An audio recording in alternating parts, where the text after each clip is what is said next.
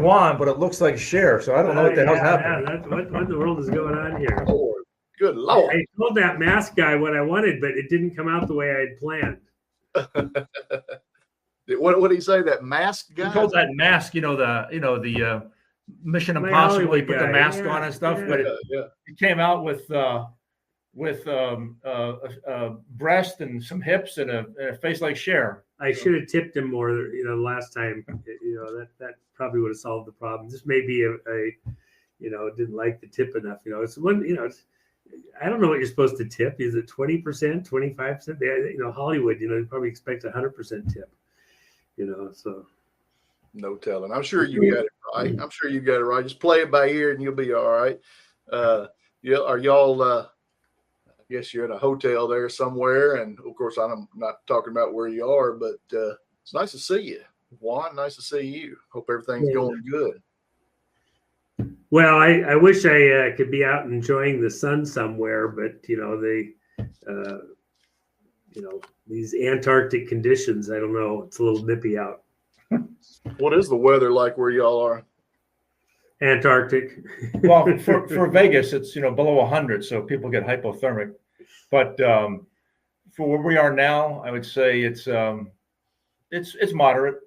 Got you. That's a good thing to say. Well, it depends on whose side you're on. Those bad guys have got to be feeling the heat, man. Okay, it's probably up past the thigh. It's starting to get to their tush here about now. So they've got to be feeling it. They know it's coming. That's something that I've been telling everybody. There's no surprise coming to these people. I believe everyone's probably been briefed. I don't know that for sure. I've heard that through the grapevine, or at least I don't think it's any surprise what's fixing to happen. Well, I think one of the things that lots of commentary on this, nothing new here, but there's a consensus that's already in place that with the assassination of Charlie Kirk, that something is now changed within the country. And, perception is everything. So, you can say on the technicals were there, and information and prosecutions and any category you want, the way the reporting's going. But at the end of the day, that probably is kind of your own bubble. Which bubble are you in? But something within the persona of the country, the perspective or perception of not just even the U.S., but across the world, there's a sense that something, some Rubicon was passed, that something has changed, and we're, past this apex where things take on a new momentum of some sort. And that, as Roseanne likes to use the thing about the boomerang within the Esther story, that boomerang has gone about as far out as it's going to go. It's already on its return route. And there's some sense within the broader public, either side, that we're now on a different trajectory than we were. And, one of the ones that I saw that commented on it was Danica Patrick, the NASCAR F1 driver. And she was thankful when Kimmel was given his hiatus. She said, okay, so now we're on the road back to some level of decency, decorum type of thing. I'm paraphrasing. And then again, even that is under still, we're still out there in a threat, because now today ABC announced that they're going to bring Kimmel back on in a couple of weeks. So, it's still in flux, but ABC may get a different response than they're expecting, because the public isn't the same public that they were dealing with a year or 2 or 3 ago, or even a couple weeks ago. I think, again, perception is reality. And people are perceiving events differently, I think, than most insiders on either side really grasp. There's something, even with the questioning about exactly what's going on the circumstances, the reporting related to the assassination. Are we getting a true story from any side? There's just all sorts of anomalies that are not ginned up. They're serious anomalies that do not add up with the scenarios that we've been painted.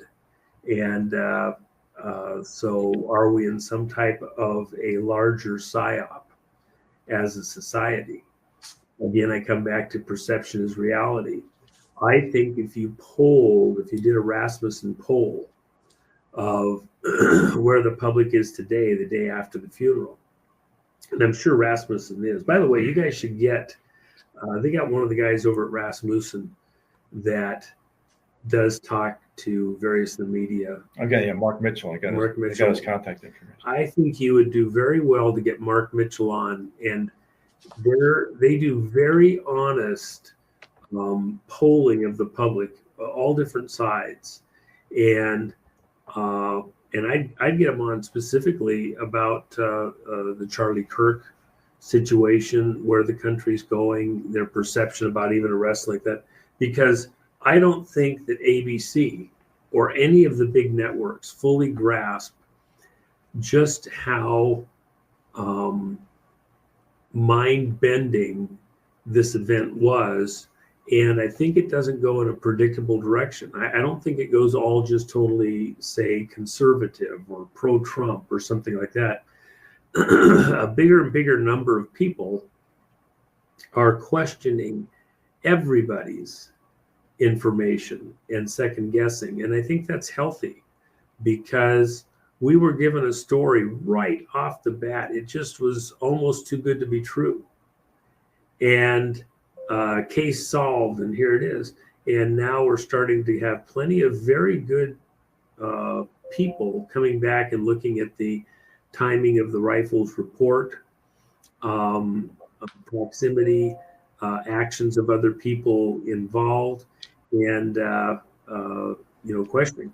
While at the same time, you had an event that was, probably twice the size of any Super Bowl or more, with the number of people that came out for this event in Arizona, in Glendale, and watching this globally. So something, we definitely have crossed the Rubicon. This army's going to Rome. Something is big about to happen. I can see it. I can see it coming. I thought we would hear more about the depositions and interviews that are going on. Do you maybe I'm missing it, but I'm not hearing a lot about it. Do you think we will hear more about that in the very near future? Do you think you're talking about the people that we brought over from Serbia? No, sir. I'm talking about let's see, the people that, like, let's see, Hillary is on the 9th, Bill is on the 13th. Oh yeah. Well, I don't think, the people who've been interviewed thus far, and remember, this is looking at Epstein. Yes, sir. So they're almost peripheral players at some level if you get right down to it, until you get to Hillary on October 9th and Bill on October 14th. And even there, I don't expect a straight answer out of anybody, but there certainly will be some John Desai looking that way, because it'll be interesting, after you get past what's the meaning of is, how much more bizarre of an answer you're going to be able to get. Will Hillary wear the purple glasses this time? Is she going to freeze up halfway through a question? When she wants to, she can be extremely smooth and articulate, but it just depends on which Hillary shows up. And then Bill, he's got ongoing medical issues that have not lightened up. He carries around a defibrillator everywhere he goes, so they're expecting him to seize up any time, potentially. So they're they're getting on in years. The stress can't be easy on them, and having to answer these questions, they're not going to be excited about answering those questions. All the trips on the plane and everything else now. Gotcha. We've heard Warren, I also was going to say, Warren, I had the great fortune of talking to Tina Peters yesterday. She called from prison. Matter of fact, JUAN was there when she called me, but we didn't violate her procedures. She was not on speakerphone. I just spoke with her, let her know that JUAN was in close proximity to me. And she said a couple things. One, she said, love to everybody. Her love to everybody for the prayers and support, and she's still hopeful. And I passed that to some folks in the government, and I got back I know what it meant, and I just love what it said. It said still working. So nobody in the government has forgotten her. As we all know in the military, and in life, I mean, you have a plan for the day, but reality can adjust your plan because it has a vote. So I think certain things have occurred, but the good people in the government let it be known they are still working on this, and she is not forgotten, and she's foremost in their minds. Amen. Great. Well, you can't not recognize that she is a Gold Star mother, and her son, passed away fighting for our freedom, and he's not here to take care of her, his mama. Nope. And something that we all have to pick up the slack and do the best we can. Well, she's getting taken care of by a big brother, but it's not the one that we want taking care of her. Yes, sir. I know it. That's crazy. So, and to that, Boone Cutler, who we had on this show, we let his wife know, and his son Wade, and General Flynn's helping out. That it's been made known to them that certainly this audience, the coalition, if she needs any help, we are there to help them as well, because that was it was like a 1-2 punch. We lost Charlie, then we lost Boone Cutler. I'm right down the road too. If anything I can do, I'm available. Yeah, well, I think they've got a GoFundMe probably up now, and that needs to be something. Maybe you guys even get somebody on the blower with you and put that on the show. Certainly something like this with a young guy like Boone. There's some help that would be appropriate there, and Jen and I'll jump in ourselves and assist a bit. But I think it's one of those things where there may be a lot of people show up, probably not as many as some people might think. But you kind of want to be counted somewhere, God himself. You don't care if anybody else knows about it, but Boone put a tremendous amount into this community specifically, even beyond the books with General Flynn. The amount of time and moments out of your life that you have to put in to be in this part of the fight, not for any compensation or like that, just because it's what you do as an American. And he had a tremendous amount in there. And when you find out, here's somebody like that's going to not be here at a young age, relatively young age, every moment that he chose to be working within this audience was a moment not with the wife or the son, doing personal things that would have been very fun to do. That's an even bigger sacrifice. It's something else if after you're all done, you get to go spend the next 20 years fishing or working on your hot rod or, just enjoying life, sleeping on the couch, watching the TV. It's when you take those moments out and that's all you had, that's a pretty big gift. So if we're able to kind of help out a little bit there, he's not there to fix the door or do the other maintenance or supply other income to the household. A little bit in the GoFundMe is probably very worthwhile. Amen. A lot of people, I've been spreading around to a lot of my group about the Smith-Mundt Act, and I sure would love it if that had a little bit to do with taking out some mainstream media. Does that seem reasonable to you, or is there anything you've got that you could bring to the table as far as that scenario? Well, if the media can't lie, propagandize you, and they can only say the truth, that's going to really mess with them. And that's what the Smith-Mundt Act was all about, was that you could legally propagandize the public with things that you know are lies. If they are restricted from that in every category, if, as some have suggested, you reverse that and you call it the Charlie Kirk Act, that media can only say things that they have a reasonable expectation are true, that are vetted and verified properly, and that we're not their play toy, then their ability to do any news stories may go down radically within the mainstream media. And it also removes that as an outlet for the intelligence agencies. Remember, we have lots of activity going on in the country that really is false flags. I go to the biggest one of all, 9/11.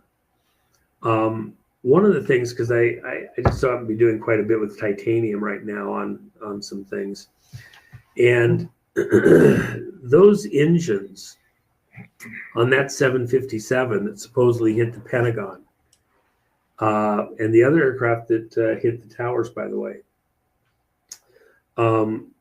the collision with that concrete, those engines would still be there. They might be banged up, but they're, several tons of titanium.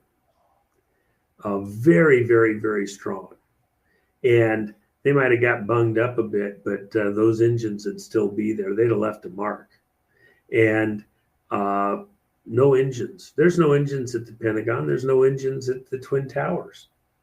And so where'd they go? How do you account for that? How do you account for Building 7? How do you account for the fact that in England, they were announcing that Building 7 had come down 20 minutes before it came down? Right. So, and there's a media outlet putting out information as though it was true 20 minutes before it happened. Who had the ability to get in there and school and put that information in there in advance? We're part of some type of a larger operation that includes mass disinformation to the world. And the only real purpose can be to somehow manipulate the public to some elitist agenda. Elitists that are so powerful they control whole governments, including the US government and the media, the Fifth Estate, all these other locations. For what end? It can't be good. Are you saying that you getting lied to is somehow good? That's what the devil would tell you. That's not from God. Right. So we have lots of lies that are being sold to us as truth, and the media is the vendor. And they're getting paid to do it from all the medical companies and the advertising and bullshit. So Smith-Mundt stopped them from being able to say lies and force them to vet those lies and cast them out. And the stuff that they're going to say true, they better have good sources on it and be able to back it up, or lose their FCC licenses. That's probably where this has to go. And yeah. Gotcha.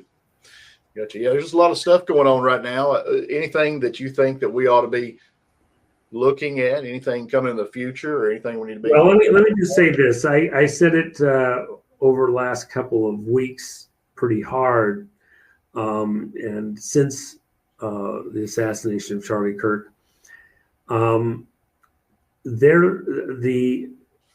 the left, if you will, the people that steal elections, the people that hijack governments, whoever they are that want to manipulate and control us as a people, steal our tax money, put their own people into office over us, within that broader globalista that wants to have a one world government, they sense, and especially since the assassination of Charlie Kirk and then the events yesterday with the gathering in Glendale, they sense that they're losing their grip. They feel the sand coming out from under their feet. You ever stood on a beach with the waves coming in and the tide, and as the wave comes in and then it goes out and it pulls all the sand out from underneath your feet and you can't stay stable? You got to kind of reshuffle. That's where they're at right now. They're having to recatch their balance because they feel the sand under their feet going away. They do not have a solid foundation. Their supporters are very mercurial and not solid themselves within the left. So with that in mind, they become more dangerous. They have to do bigger things to hold the public. And they move from guerrilla type actions to something larger. It's trauma-based programming is what it is ultimately. And so with different types of trauma, you can control and manipulate somebody that you want to enslave, somebody that you want to do your bidding, MK Ultra type thing. This is at the societal level.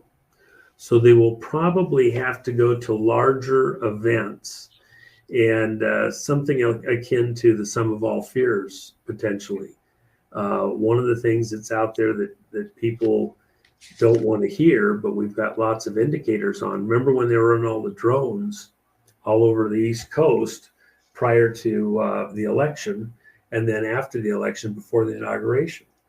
And Trump was very clear. They're looking for nuclear device. Okay? They're looking for nuclear material. I told your audience that from the very beginning. They're mapping and getting a background thing. Putin was very clear now, almost 20 years ago, had Kurt Weldon come on over to Russia, and then had his specialists disclose to Kurt 20 years ago that they were missing something around 200 what they call demolition nukes, kind of the suitcase nukes. Now, the problem is they needed to be serviced, and they were from the Gorbachev era. But their inventory, their paperwork, all the paperwork related to it was destroyed, and they're missing 200 nuclear devices that have to be refreshed.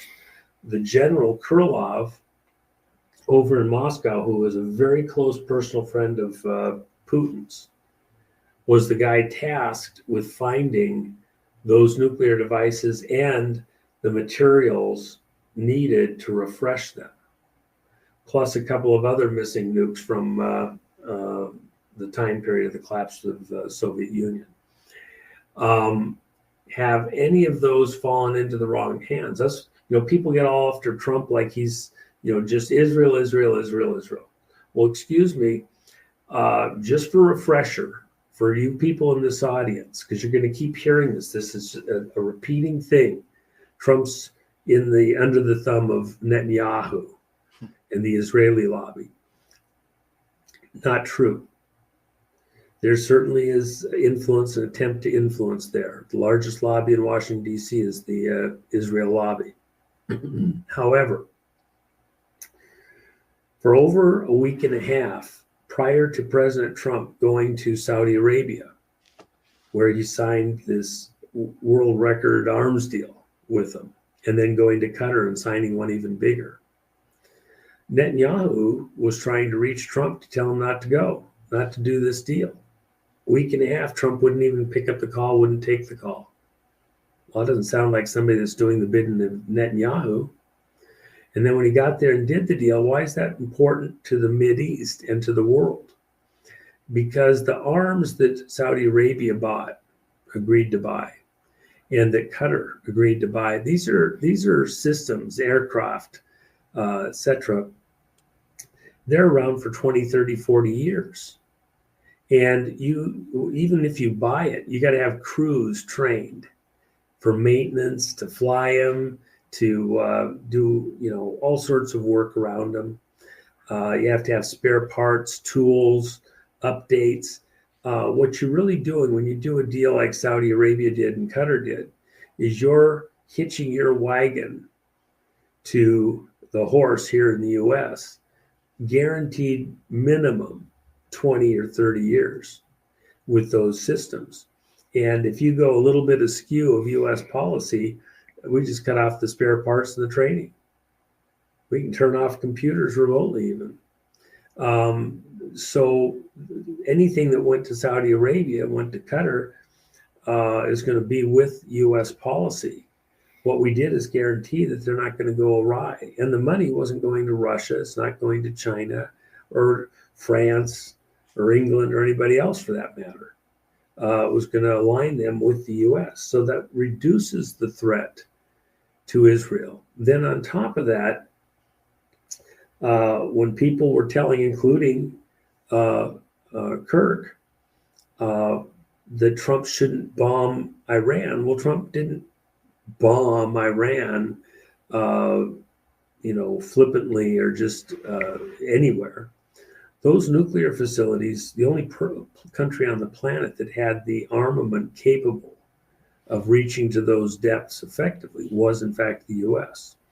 And when we took out those nuclear facilities, we took them out with exacting precision. We even let them know we're coming. Virtually nobody died in those attacks.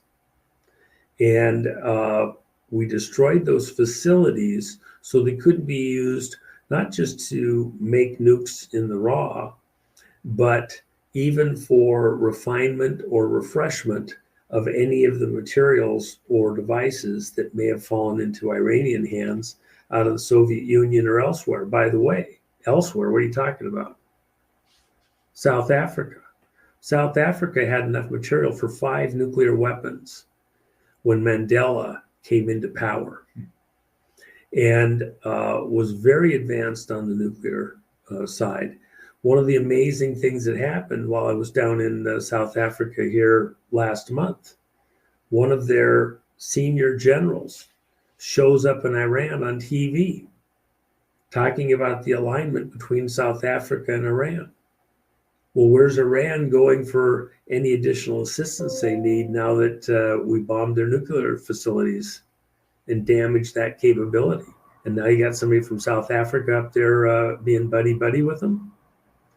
And then Trump turns around and says that Ramaphosa, the president of South Africa, he sends it over to the Justice Department and says, hey, I want you to look into this. It looks to me like Ramaphosa has been funding terrorism, funding the Taliban, and is in on that. So there's a nexus around Iran. 12 of the hottest places on earth where, for example, in the Congo, millions, 10 million people dead in the conflict there just in the last many years. And Iran's right dead center in the middle of it. When Trump went and bombed those nuclear facilities in Iran, he wasn't doing that to protect Israel, not solely. He's doing that to protect the whole world. Okay? And right now, if a nuclear device was to go off somewhere in the world, it probably wouldn't be Israel. It'd be right here in the US. Sum of all fears. And they only got to get 1 through, or 2 or 3. You look at a place like Vegas, people don't gamble the way they used to. They don't even drink like they used to. Used to come here to Vegas, you'd get an excellent breakfast for $1.99, $2.50, a buffet for $3.95. I'm not kidding. Oh, yeah. And it was fantastic because they wanted you to come in. They knew if you came in and had breakfast or something like that, you'd probably stick around and do some gambling, hang out, have some fun. They'd make it all back from you at the card table or the one-armed bandit. So it made good business sense. But you go through the casinos now, they're not anywhere near as busy as they used to be. Las Vegas is going to an event center type of a town that has gambling also available. Used to be a place where there was gambling and they'd have a few events and people would come in for it. These conventions and like that. It's switching to an event location. The real risk, though, for a place like Vegas, if somebody's going to nuke someplace, where's it going to be? Most of the time, you would say it's somewhere in the East Coast because that's where the higher population is across the country. But if you're looking at events, you want to stop the world from being able to get in an airplane and go somewhere, Vegas is on the list too, as are many other cities. In the stuff we were looking at quite a long time ago, the way it was talked about behind the scenes was it was Seattle and then Chicago. And you see a lot of drama going on up in Chicago. Why? They got to cover up the crime scene. They got to cover the trail. That's where all the criminality in so many areas was coming through. So we'll just have to see. But we are vulnerable as a nation, and the guerrilla type events, the one-offs, the assassination or assassination attempt probably doesn't end there. It goes to larger things like events. And I'm very hesitant to talk in those kinds of directions because I don't want to stop the country from moving. We got to keep moving. But the other side of the coin is you got to be honest. At this exact moment, how is this globalista, one worlders, how are they going to regain control of the population effectively and spook us and bird dog us into continuing going the direction they want for a one world government? And probably have to have a bigger event. That's the way I think that they'll look at it. And that certainly should be on all of our radar screens. Do they get it? That's a different matter. You know, prayer. God changes things. They didn't pull off the nuke they were going to do in Seattle, November 3rd, 2019. They did not get to pull that off. And there's been a number of things they thought they were going to get Hillary into office. They didn't pull that off either. Right. So we've had lots of wins. They may want a sum of all fears type of event, but by the hand of God to protect those souls. In America, prayer changes things. We can head off whatever they intended for us also. And I think that's where we should be looking, praying. Amen. Amen. I think if they have their soldiers or their cartel in there doing something, I could look at them trying to outdo each other. You know, I can see sleeper cells. Those are things that I'm always thinking of. But also, another pandemic trying to force stuff like that on. I mean, we want at the least civil unrest. You know, hopefully they want civil war and everything else. They need chaos. And am I in the right direction there? I think. I hate to say it, like you said, but that's where I'm at. Well, I don't think it's a repeat with a pandemic. They've played that card. They actually planned two. They planned one 2 years earlier and weren't able to pull it off. So it was going to come out of LA and spread across the world. That's when Nancy Pelosi miraculously was taking her, Air Force jets and 93 of her relatives and going to the opposite side of the planet on a junket. Right. And Trump says, yeah, the budget's, government's closed. You can't take the government jets. You can take private commercial jets if you want. Go ahead. And that pandemic didn't happen. She'd have been conveniently on the other side of the world while we were dying off from whatever it was they had in mind. So that's stuff that'll come out more over time. Nancy's not in the clear. She's aging out. She's losing coherency, but she'll probably still know what's behind the cuffing when we take her into custody. Amen. Juan, we've got a member here at PPN and a mod that has been making these memes, and I've been telling people, you know, I really would love it if we could get those out there as much as possible. Whoops, wrong one. I've seen a few of them. They're pretty good. Yeah, I've been sending them to you, but I just didn't know if oh, there's one. I'm trying to figure out what I'm doing here, how I messed this up. But anyways, everybody, just so you know, all these memes will be at least in talk time, and hopefully we've got them on Patriot Shoot now. I wasn't able to look over the weekend, but I like that one of that dude. This crazy dude, he's got his legs crossed, and all you can see is his boots. You know, I'm like, what's this dude doing? 2020, it's not over yet. 2020, it's not over yet. Amen. You know, I don't know about everybody. I'm losing my voice, but I can still sing. Amen. I don't know. You know, a lot of people are talking about, okay, what's coming, what's going. You know, I've always been into for 20 years making go bags and things like that. But do I think there's some kind of crazy apocalypse thing coming? No, I think we're going to be okay. But I think they're trying things, and I do think you can overcome every problem in your life with just prayer, doing the best you can do, and put a little light and a little love on it, and you know, hang in there. I feel, I don't know what it is, but I feel comfortable with what's going on. Do I think there's kind of some odd things going to happen, some rough things in certain places to go through? But I just continue to say, look, we're okay. Everybody stay in prayer and get as involved as you can. Any suggestion on how I should rephrase that, or is that make Well, you know, Daniel in the Bible, he was raised by some godly people around him. When he found himself in Babylon, I'm sure that was quite a surprise, and he got castrated. And he was a very young person, but he had what was put in his heart before they were captured and taken into captivity. You know, bad things can happen to good people. Yes. And you know, look at that young girl on the train. What did she do? What did she do wrong? Right. Where did she make a mistake? You know, she left a war zone, got here, and probably figured, you know, she, you know, got the lottery compared to where she was at. But she, in the moments, you know, when she woke up that morning, did she expect to not get to see the sunset? She had no clue.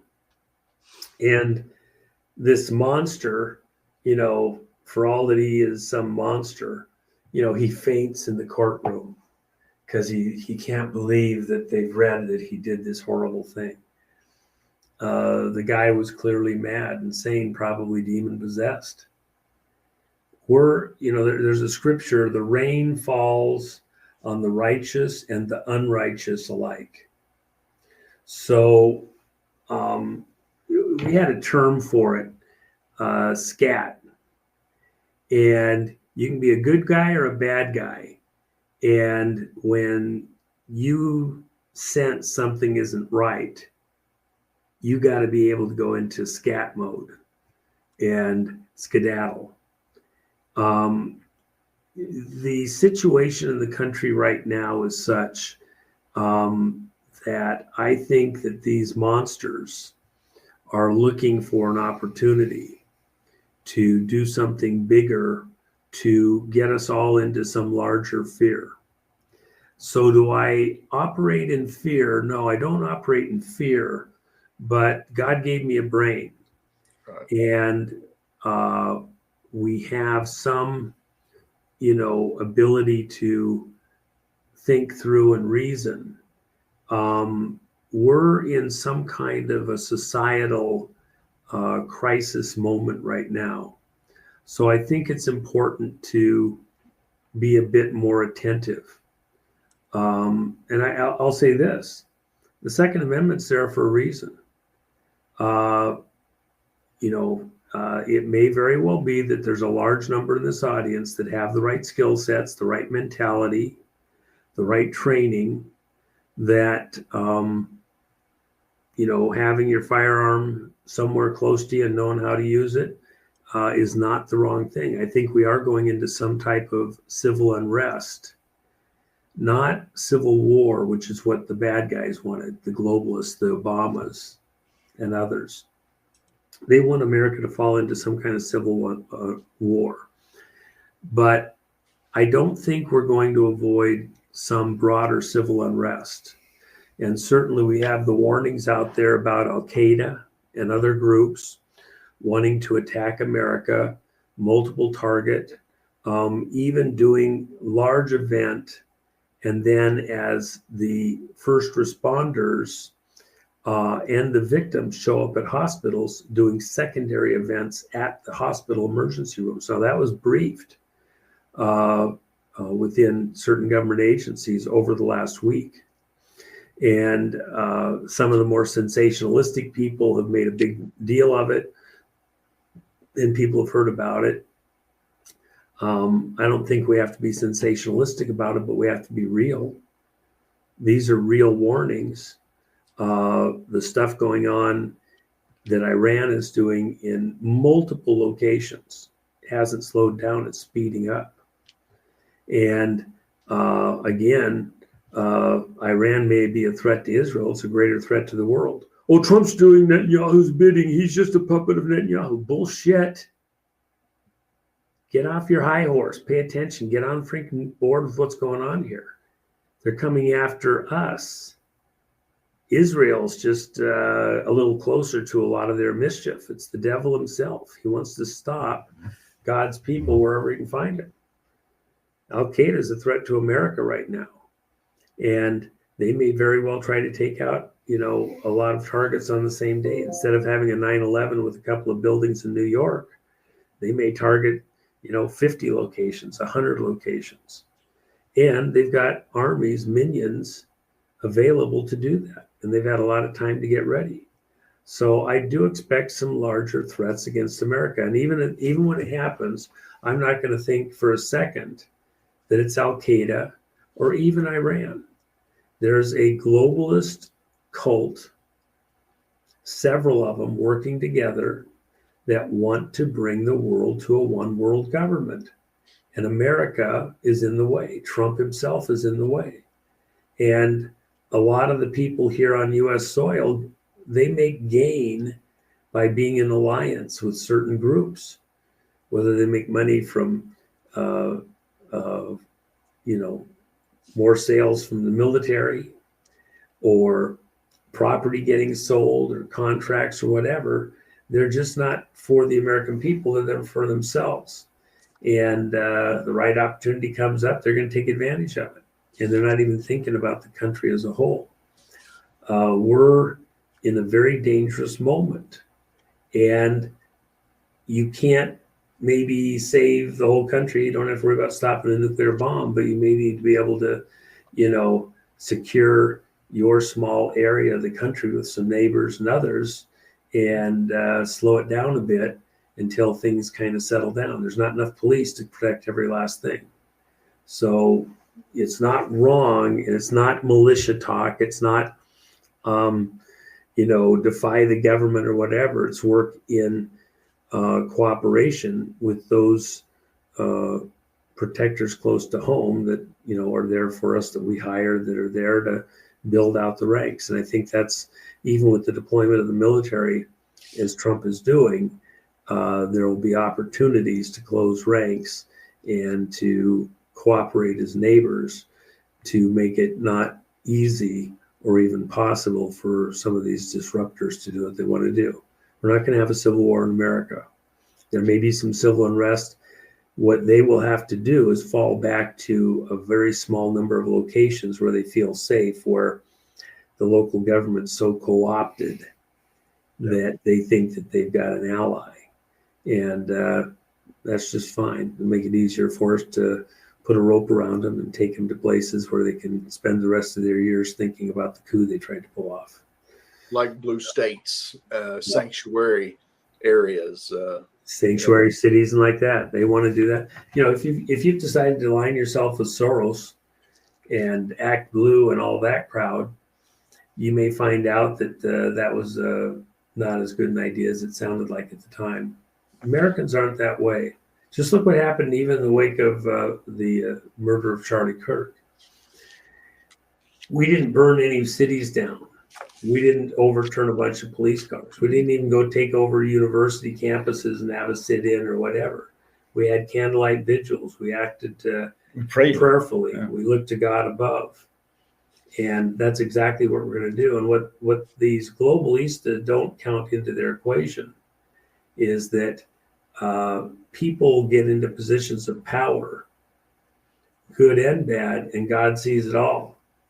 And when the people cry out and ask for divine assistance, he will hear and answer, and he'll take out those that are sold out to evil and the devil and to tyranny. And that's coming. Gaza Strip. Wow. Looks like any thoughts on that? Are we Trump sounds like he's going to go in there and just take it over and demo it and then build it back and then try to get economies going. What's your thoughts there? Before you do that, I was just going to say, Warren, France is evidently leading the efforts in the UN for this recognizing the Palestinian state, I guess, and it said it's furthering the divide between Trump and Macron. Your thoughts? Okay. Would you answer Warren's question? Yeah. Well, the one thing that's current, in fact, I had the conversation this weekend with somebody else that was very close to the situation. France is on my short list of locations I'd like to kick somebody in the butt hard. We had an agreement for Gaddafi in Libya to go into exile. He agreed to it. He was doing his side of it. And by the way, he was betrayed by us in the West. He was helping after 9/11, was all in that help. His intelligence people calling our intelligence people every day to assist on that. When he was going to the location where he was going to be flown to a location where he would spend the rest of his life here on the planet, that was agreed upon, an island location, they stopped that caravan. I had people on an airplane up in Toronto with ambassador staff and personnel, and they were flying to this rendezvous location to escort him to the place where he was going to go for his refuge. And then they stopped everybody in place and wouldn't let the aircraft take off in Toronto. Held him there on the tarmac for hours, engines running, until the French were able, because Gaddafi was on the move, he didn't know where he was precisely right up until that moment. Once he was in the caravan moving, French aircraft came in, pinned him down till people could get to him on the ground, and then they killed Gaddafi. It was the French that were in on that betrayal, along with people in our own State Department. They colluded for their own globalist reasons. I don't trust anything that France is going to be participating on or in on related to anything in the Mideast. I wouldn't trust it from any direction. They can stick it where the sun don't shine. I wouldn't do an agreement with them for anything. So, say what you will. And of course, that was where Khomeini hung out till he came back to Iran and did all the purges there, etc. So, no, France can stick it where the sun don't shine. I don't want anything to do with them. And there's no answer out of France that I care to hear. What about Gaza? What's going on in Gaza? Well, it's a horrible, horrible, horrible, horrible situation. But on the other side, they had 100,000 missiles in there that Iran helped them put in there. 100,000 missiles all aimed at Israel. I don't believe the story on how October 7th happened, because I know they shut down the internet security monitoring services, days earlier. And that appears to be intentional. I think somebody had a plan, and I think it's very obvious that was the case. But somebody wanted to make it look like somebody else started a war, but if the war was going to come, are you going to let them pick the date, or are you going to pick the date? There was some nefarious stuff went on there, but in the backdrop, the bigger picture is you had 100,000 missiles and everything that goes with it. There's Kurt Weldon calling us. I'll get him back to him in a minute.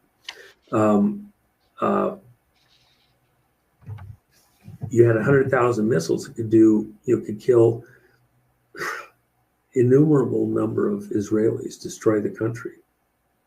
They had to do something about it. They had to have a legitimate way to go in and start clearing that out. And if they got them in once, they get them in again with all the tunnels that were under that area to smuggle stuff in and out. Unfortunately, within the Arab nations, there's going to have to be a different solution come up with. You can't put these people right there, right up against each other continuously and expect there's not going to be some kind of conflict. So there have been offers made and people turned it down. Maybe now somebody will decide to get smarter and take an offer and come up with some kind of a plan that works for all sides. God himself's going to have to be in that decision though, because it's that messed up. It's by intention. The people, the globalists want a war between the Christians, the Jews, and the Muslims. And that's what that's all about. That's the plan, is to have a war between the three great Abrahamic religions, brothers and half-brothers. And that's the basis for then the Antichrist coming in and taking a seat in Jerusalem. And by the way, the only person that meets the technical criteria for taking the seat as a sovereign in Jerusalem is Prince William at this time. Because again, that was a British protectorate, and part of the small print in the Balfour Declaration is that the Windsor family retains the legal right to place a sovereign on the throne in Jerusalem at will. So somebody's got a plan there. It's bigger than just the Palestinians. They're caught in the crosshairs. It's bigger even than just Israel. This is the Albert Pike, Satan version of the future of the world, is to have a religious war after which the Antichrist takes the throne of Jerusalem, and all of the rest of this stuff is just the painting in the background leading up to that moment. Matt, when y'all decided that, JUAN was going to come on, or when he decided or whatever, was there anything that you thought that maybe you'd bring out that y'all been talking about today or recently since y'all are together? I'd love to hear your thoughts, Matt, on what kind of stuff we want to hear about. Two things, I guess. Trying to expose corruption at the highest levels. And it's not a monopoly of one party or the other, and have gotten sufficient traction with folks in the federal government to investigate this and hopefully then prosecute. And I would say, if it's happening in one state, it's happening in every state. Right. And you see this machine, when I say machine, not a well-oiled machine that just knows how to do campaigns and run a government well, but is literally fueled on corruption, is financed by corruption and power and fear. We're trying to break that. Well, let me just say this within one broader theme. I was down in South Africa, and it was brought to my attention that after Trump took office, a bunch of the attorney generals from 17 states all show up in South Africa to work out the plan to, block Trump as he's coming into power. And by the way, who else was there? The mayor of Los Angeles, Bass. Really? Yeah, she's an avowed communist, man. She loves Castro. She's one of the few people on planet Earth that doesn't need leg supports to stand in obeisance to Castro or to his brother Raul, Fidel or Raul, and listen for 4 or 5 hours and never even move, hardly even blink because she loves him so much. And she's the mayor of LA, yeah, through fraud. We're going to bring that out. You watch. But what are these attorney generals doing? What's their plan? Why did they have to go to the other side of the planet to a hunting lodge to have their meeting? They didn't want to be anywhere in the U.S. And by the way, again, who else was there at that meeting as representatives of Ramaphosa? Who, by the way, let me just add, Trump has said is a supporter of terrorism and looking at him for crimes against the world. The current leader of South Africa.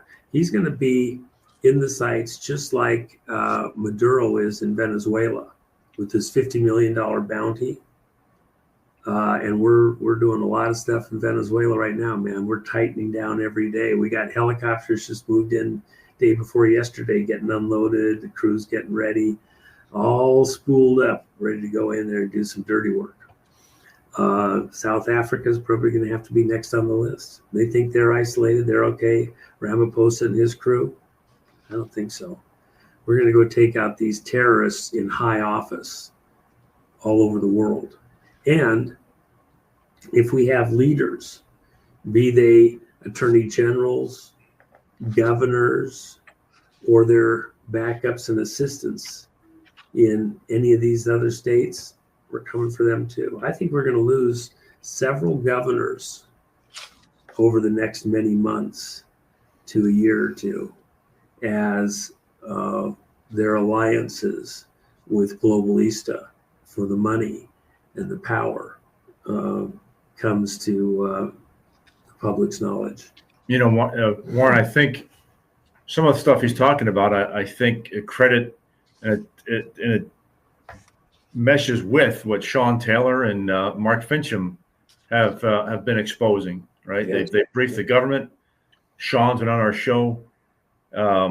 This is all, I think, coming together on how this network of networks has been infiltrated, financed, operationalized, and we've had great people, Sean Taylor being one of them, who've just slowly been peeling this onion back and finding it and then handing that information over to the federal government. Oh my gosh! Okay.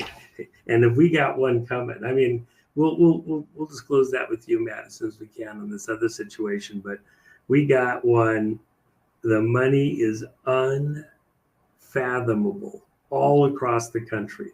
We have one coming that you just aren't going to believe, and you know what I'm talking about with our guys. So that's in the offing. It's going to shock every property owner in this country. You're going to be so livid, and but that's we got a couple more T's to cross, I's to dot, but that is well on its way. You know. And part of the mechanism, by the way, for the covert funding of Ukraine, beyond even what the U.S. has sent over in view of the American people. When you find out some of your property taxes went to support the war in Ukraine in a way you never even contemplated,